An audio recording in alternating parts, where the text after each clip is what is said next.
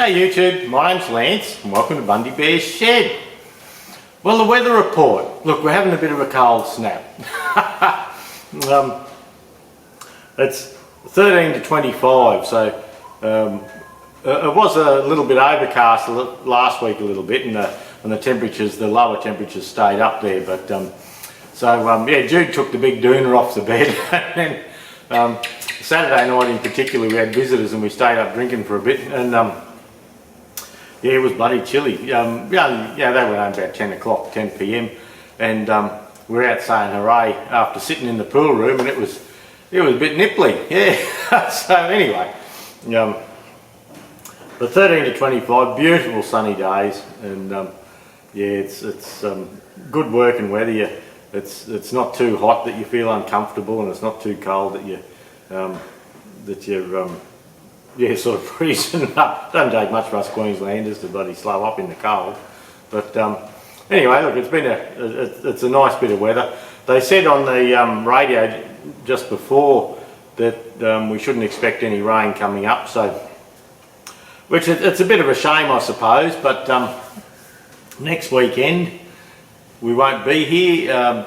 Ray, my nephew, his daughter's getting married, and so we're going to be down at the wedding at Kangaroo, and so yeah, Jude and I are going to do a flying trip down, leave on Friday, be there for the wedding Saturday, and yeah, then get home.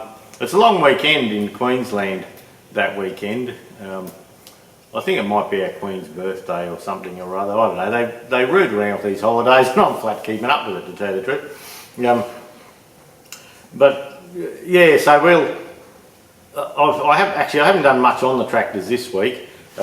This here, you can see the PTO clutch pack out of the 2030. I've filmed putting that together on Saturday, and the young Arrow, my grandson, he's always on to me, oh Poppy, when are we going fishing? And we go catch a fish soon, Poppy. And I'm, oh, okay. Anyway, the days are beautiful, and Jude says, well, you know, you can't keep telling him, yeah, I'm not getting there. And I said, yeah, I know, but I just get busy in my shed here. So so the bugger it, beautiful days. I'll get the boat out. So Saturday morning I did this fella here, did this clutch pack, and filmed that for you. Saturday afternoon I just got the boat ready. I don't use the boat an awful lot, and yeah, I like to make sure everything's right, so I do checks and make sure batteries are charged properly, and check the trailers and all that. And I know they're right because I've only done like 150 k's, perhaps 50 kilometres since last time, but doesn't matter. I have to get my tooth put back in for the wedding on the weekend, just so I've got a flash grin. I imagine, yeah, Jude's always taking photos and things like that, so I have to get my tooth in. I'm just getting used to it not being there a little bit, but anyway, we'll have to drop it in. Yeah, we went fishing yesterday just down at the river here. Now, where Bundy Bear's Shed is, we're West Bundaberg and the Avoca, and the river comes up, and then there's a barrage where the salt water meets the fresh, and pardon me, something buddy, oh, after being under me Colorado. Yeah, where the salt water meets the fresh, and there's a barrage there, so they call it the Ben Anderson Barrage, and it's a weir. I don't know what a barrage is, but anyway, it's a barrage.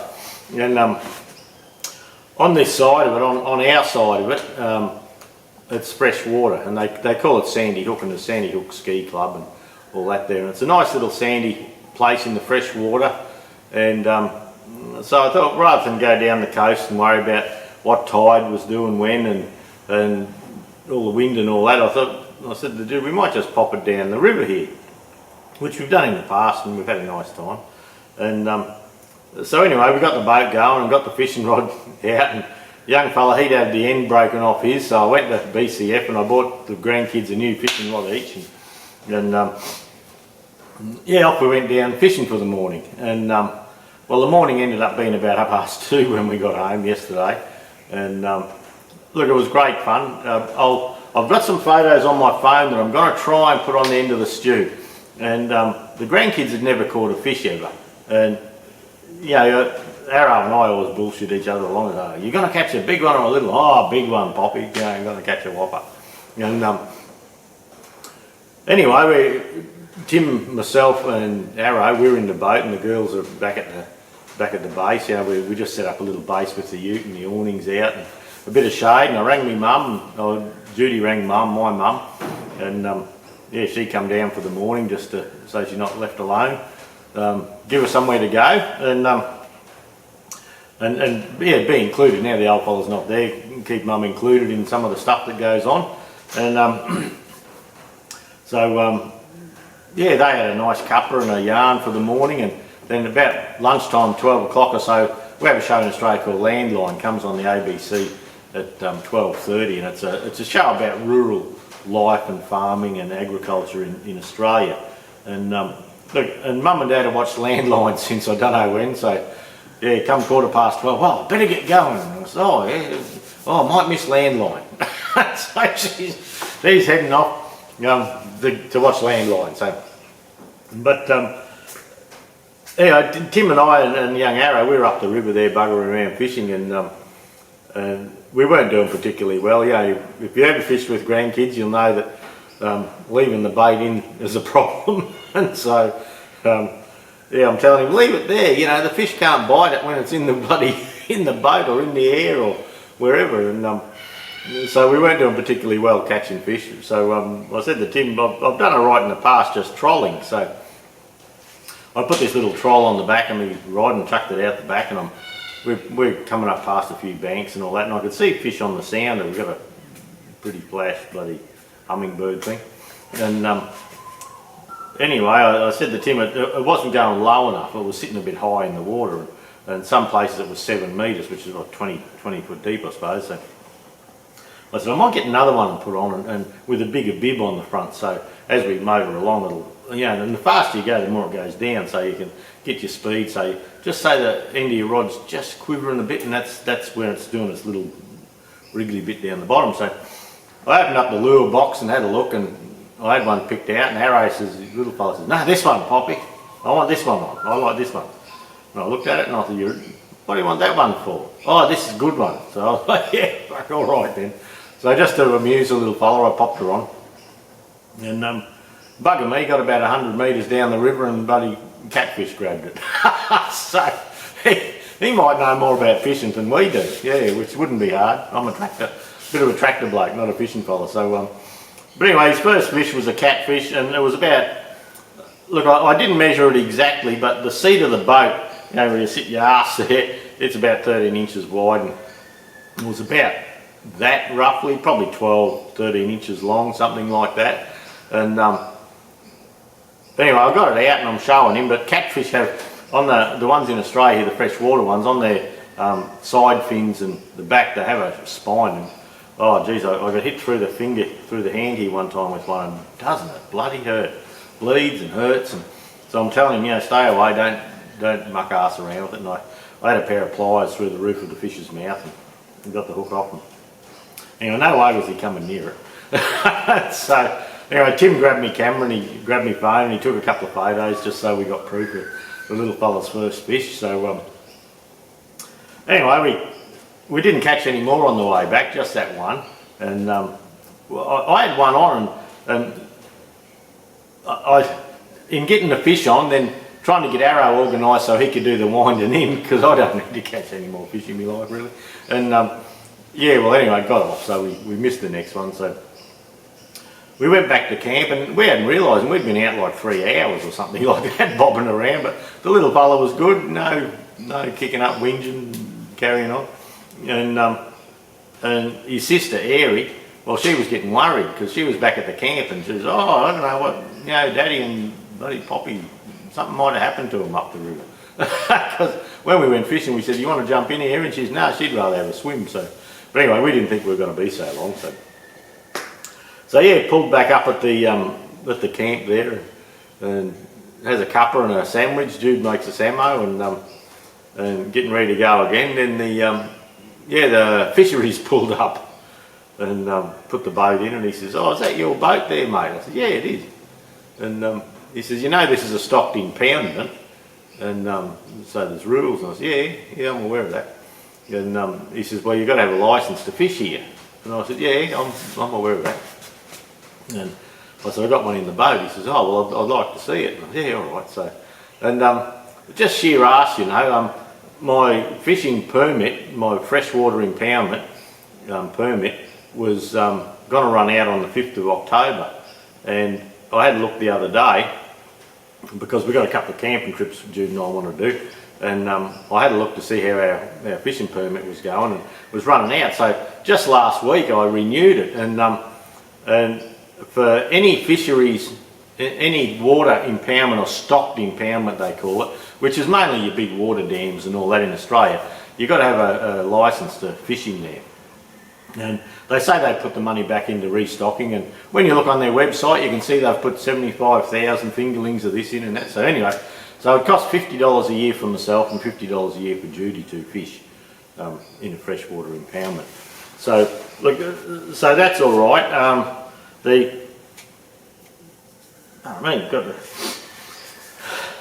Might be bloody Corona. No, go away, Rona. And so yeah, we checked all that out and we were okay.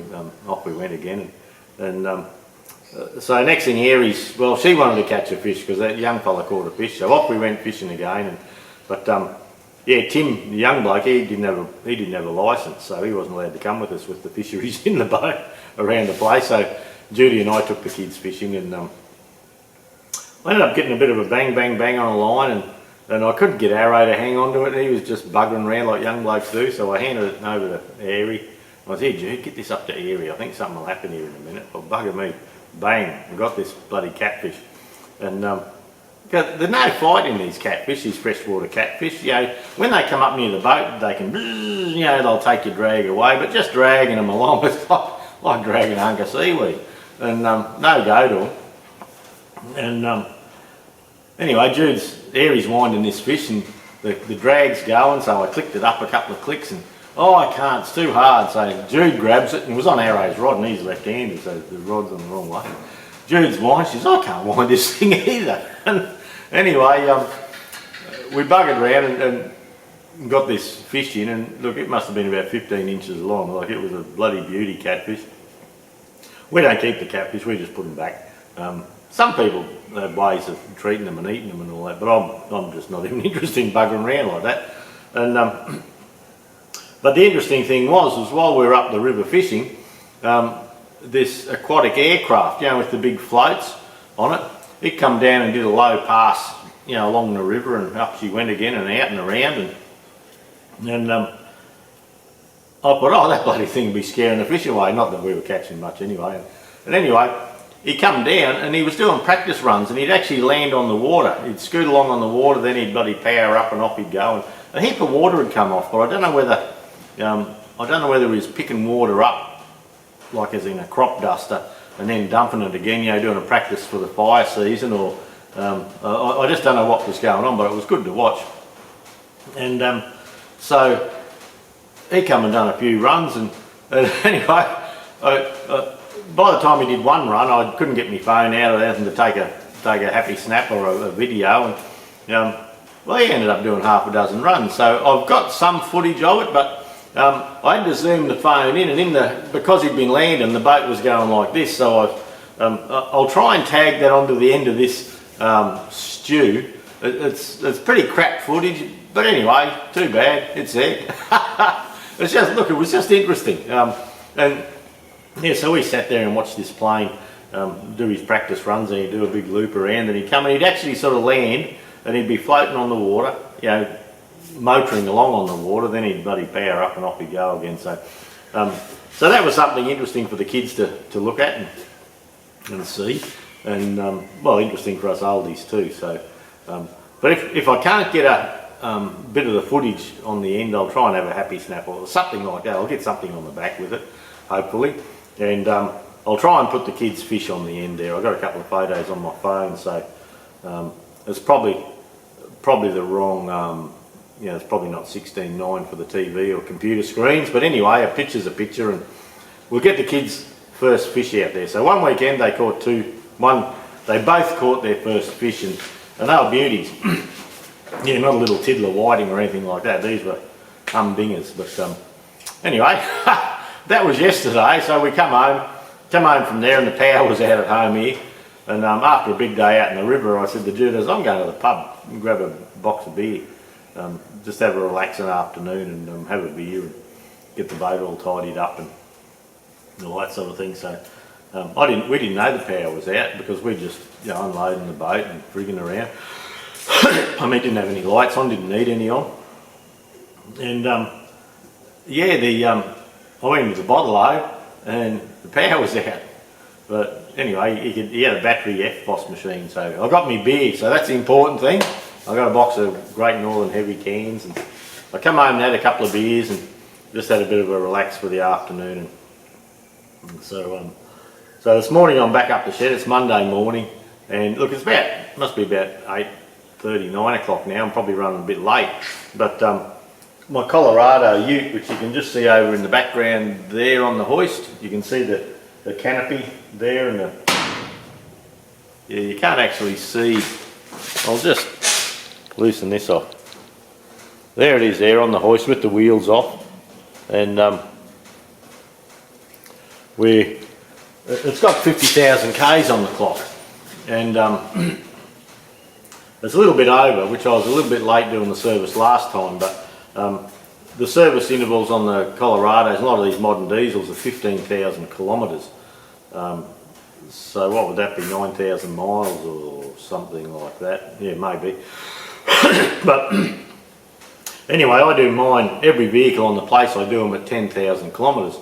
And if I know I'm towing a tractor somewhere or towing the caravan and I'm doing a big long run, well, it gets a service before we go, a full oil change and filter change before we go.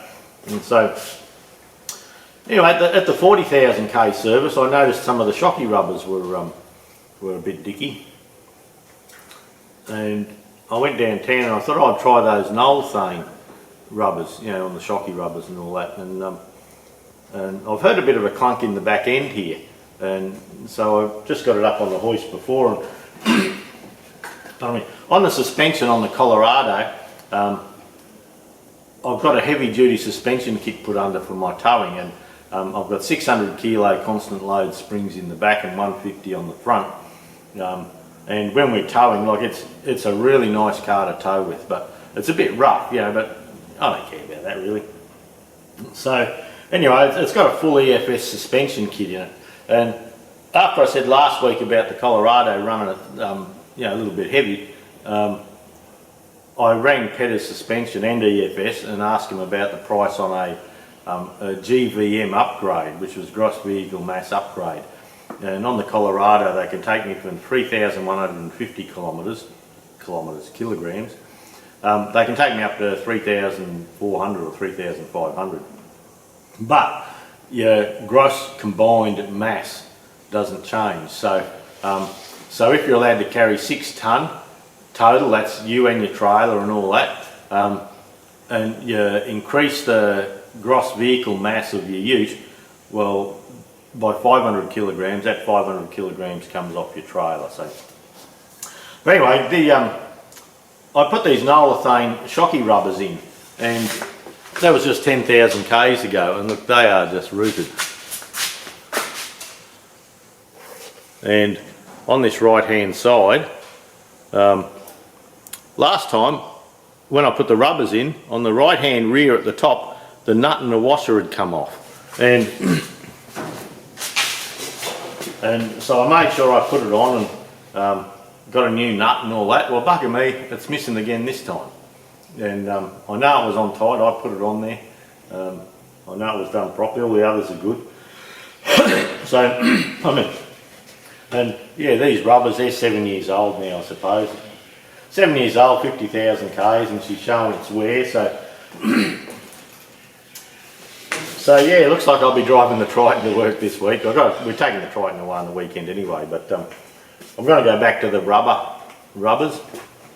The rubbers lasted like 40,000 kilometres or something like that, and these are they're like inside they're still supporting it, but the flange out the side's all broken away. And you're supposed to put this molly grease they give you on them, and I've done all that. So anyway, that's not real flash. I got that apart, and I see at the moment I've got a little turbo pipe leak. There's a little bit of an oil leak on the engine, so I'll suss that out and fix that up.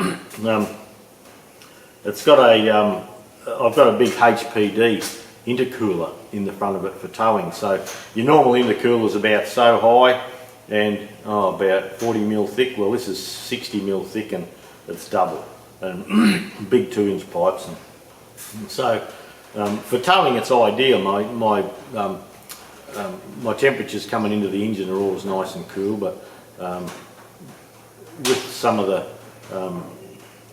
EGR, you know, exhaust gas recirculation and all that, if it gets a bit of oily film in there, it carbons up. So I'm just going to pop all the hoses off while I'm doing this 50,000 k service and check that the intercooler's clean. Last time I checked it, I pulled it out at about 25-30,000 k's and it was clean, it was nice. And I rinsed it out with a bit of, I think probably thinners I put in, I can't remember now. But I remember cleaning it out, just catching what was in it, and there was nothing in it, so it was good. But I noticed around some of the silicone hoses there's a little bit of an oily film coming there, so I'm going to check that out just to see. And I've also, at 50,000 k's, I've also got a new serpentine belt and a new heap of rollers and all that, so I'm going to put that on. The tyres are 3/4 worn out, but we're going to leave them just for the moment. So most of my day today is going to be on the Colorado. Probably I won't film any of that. I've got parts to go ahead with the tractors, but yeah, I've got to keep service up to the utes and things like that. I've got a bit of a, I don't know, need a bloody good drink of beer, I think. Yeah. Couple of rums, that'll wash her out. So yeah, this stew, not an awful lot in the stew. Just a bit of a yarn about what we've been doing, which is all the stews are about anyway. Yeah, that's a bit of a vlog of what I've been doing in my life and what happens in Bundy Bear's shed. So if I find anything interesting with the collie later, I'll have a look. We're looking at, it's one of those things, there's new utes out on the market and we're looking at upgrading the Colorado and look, just for tax. And it's one of those things, like a new ute over here is between $50,000 and $60,000, and if the business spends say $50,000 on a vehicle, with the tax break at the moment and the tax we're paying, by the 30th of June next year I can claim over 30 of that back. So we're working out whether we're going to upgrade a vehicle or what. The Triton's hadn't done 20,000 kilometres yet, and it's brand new, feels new. The Collie, if we sell the Collie on, it's a tough car. I've put a lot of work into it, a lot of like heavy suspension and things like that. And if we do that again, if we put a new car under, we'll keep the canopies and the camping body. We like that setup; it suits us really well. But yeah, like Jude says, you buy the car, then you spend another 12 grand on it, putting a winch and a bull bar and the heavy duty tow and all that sort of stuff on it. But if you buy a new vehicle and you want a GVN upgrade, to do an upgrade on the Colorado, it's 4.5, but then I think part of that 4.5 is $800 to get it certified, as that the suspension's been done and you get a tag to put under your bonnet to say that it's been certified properly and you have a GVM increase. And I've been looking at a new D-Max, a Suzuki D-Max. They've got a nice new model out at the moment, and they're a good vehicle. And so I priced that, and they want the local people want 4,800 to do a GVM increase before. If you get the GVM increase on your vehicle before it's registered for the first time, you haven't got to get it certified. They just put the tag on and you're finished. But if it's like mine and you're looking at doing it later, you have to pay $800 to get it certified. I'm not going to do that with the Colorado. It's a good vehicle, but it's one of those things. Do you just keep paying tax and pay big tax, or do you upgrade something that you can have nice for your retirement? So who knows? We'll have to work that out as the time comes. But yeah, the old Collie, there was some little thing, but the last couple of things that have been wrong with it have been suspension related, and look, that's understandable. Like I say, we do have the heavy duty springs and we do tow tractors and we do do a lot of stuff. And probably if people looked under their vehicles, a bit more when they're towing heavy tractors, they'd find a few little bits and pieces, just like I do now. To do these shocky rubbers, that's not going to cost much. That boot, I'll see if I can just buy that boot. The shockies are working fine. Yeah, they're still working okay. But anyway, we'll just have to see. Well, look, that's about it today. Yeah, not a lot going on. I've been out recreating and fishing and buggering around and having family times, which is important to do that. You don't realise how important family is till they're not there. And so yeah, time spent with the kids and grandkids and all, that's time well spent. And so we'll get, I'll get stuck into it now. I'll go over onto the collie and I'll do a bit. If I find out an interest, I'll give you a yell, or I'll tack it on the end here. But apart from that, once again, thanks for dropping by. I may or may not have a stew next week, depending. On the Monday, we're probably travelling home. On the Monday, we're thinking. We'll see. So if you don't get a stew next week, I'm not dead, probably. Well, I might be, but I'm probably not. And we'll catch up the week after. So see how we go. So thanks again for dropping by, and have a good week, everyone.